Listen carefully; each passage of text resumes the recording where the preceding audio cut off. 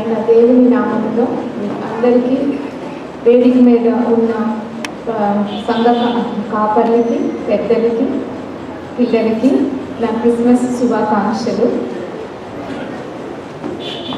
మన ప్రతిసారి చిన్నప్పటి నుంచి, ఎందుకంటే నేను ఆంధ్ర బ్రాంచ్కి లూథరన్ చర్చ్లో చాలా అక్కడే పుట్టి పెరిగాను. అది ఏఎల్సి సంఘంకి ముఖ్య చర్చ్. దాని తర్వాత చిన్నప్పటి నుంచి ఐజియా 9:6 వర్స్, యెషయా 9వ అధ్యాయము 6వ వచనం ప్రతి ఇయర్కి గుర్తే ఉంటుంది. క్రిస్మస్ పేజెంట్ అందరికీ తెలుసు, కానీ రోజు గతించిపోతున్నాయి, సంవత్సరాలు గతించిపోతున్నాయి. కానీ మనం ఎంతవరకు దేవుని జన్మ మనలో జన్మించి మనం అనుకువగా దేవుని నడిచామో అన్నది ప్రతి ఒక్కరూ మనల్ని క్వశ్చన్ చేసుకోవాల్సి ఉన్నది. నేను వస్తున్నప్పుడు ఏం చెప్తామో నేను ఆలోచిస్తుంటుంటే గ్రీటింగ్స్లో ఇదే చెప్తాం అనుకున్నాను. ఐజియా 9:6 అక్కడ చూస్తే పరలోక దేవునికి ఎన్నో పేర్లు ఉన్నాయి, చాలా పేర్లు ఉన్నాయి.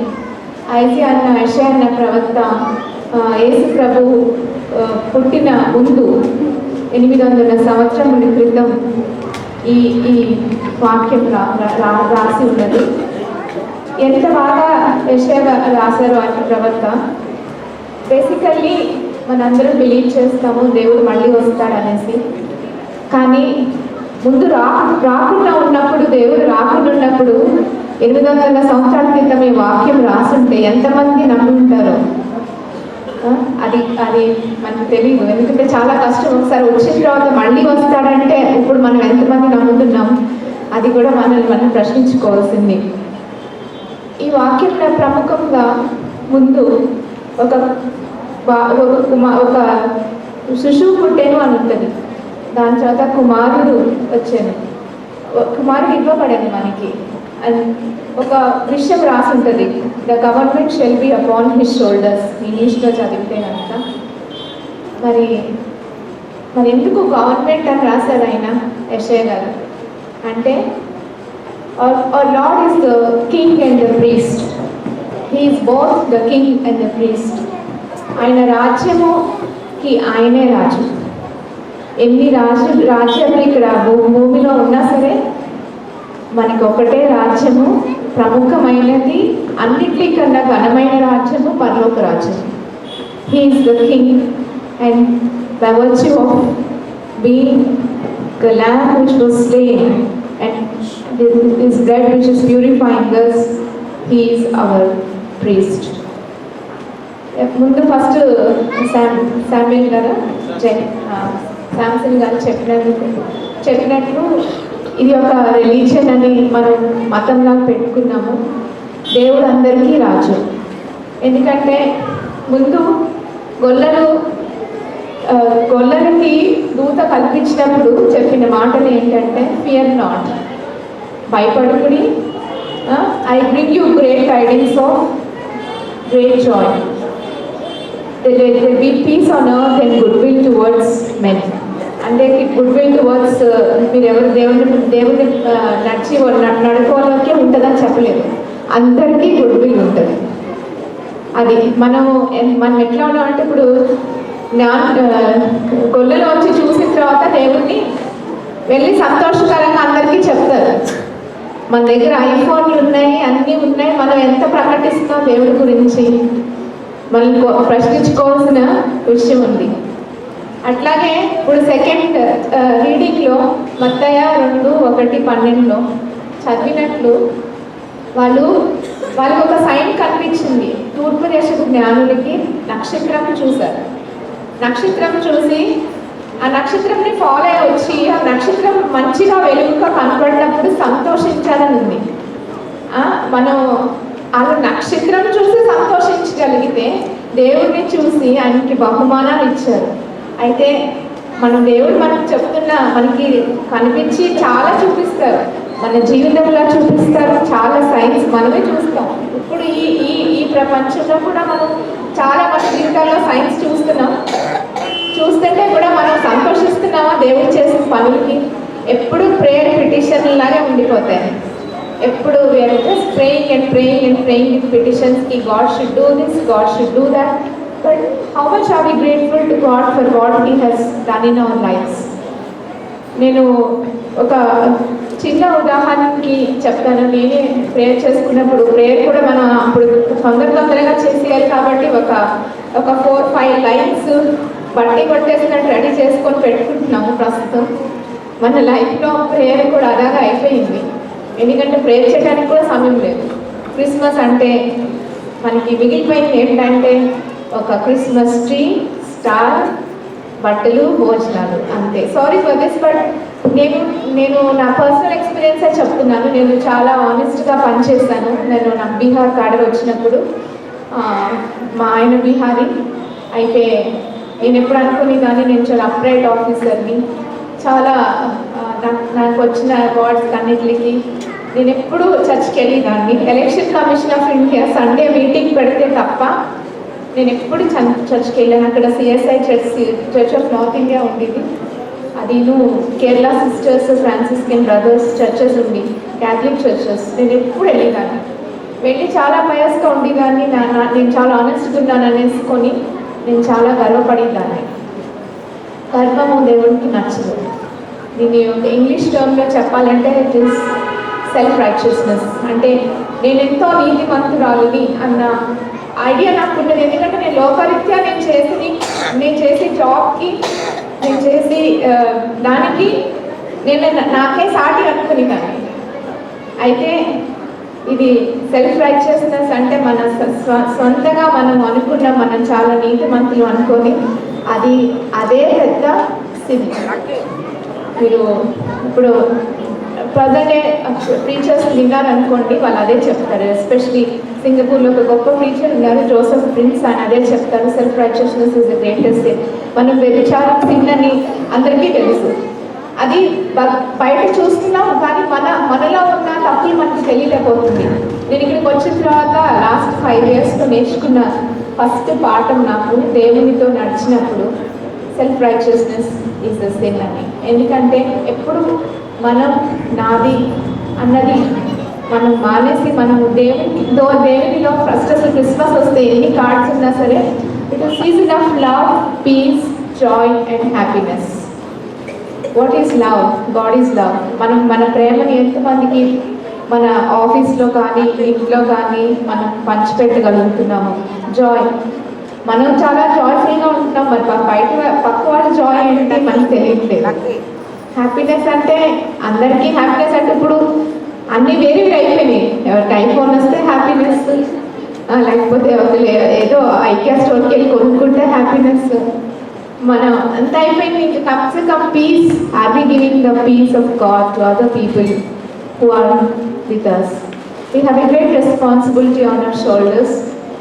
ఎందుకంటే ఇప్పుడు అందరూ చెప్తున్నారు రెండో రాకడ వస్తుందంటే ఎంతమంది సోల్స్ని మనం రక్షించుకోగలిగాము అన్నది మన దేవుడి రాజ్యంకి వెళ్ళిన తర్వాత దేవుడు మనకి కౌంట్ చేసింది.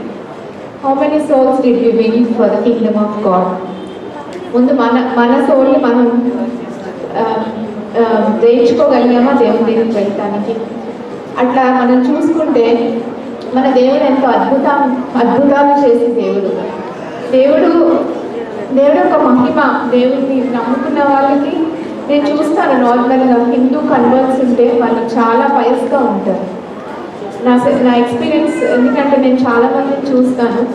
అంటే మనం చిన్నప్పటి నుంచి పుట్టి పెరిగిన తర్వాత ఇదే దాంట్లో దేవుడు అంత చులకన అయిపోయాడా మనకి? We cannot honour him, we cannot see the majesty of the God. ఇందులో ముఖ్యంగా he shall be called Wonderful Counselor, the Mighty God, the Everlasting Father and the Prince of Peace. అందులో మొత్తం వచ్చేస్తున్నాయి. Are we taking counsel from the God? Do we consider him the wonderful?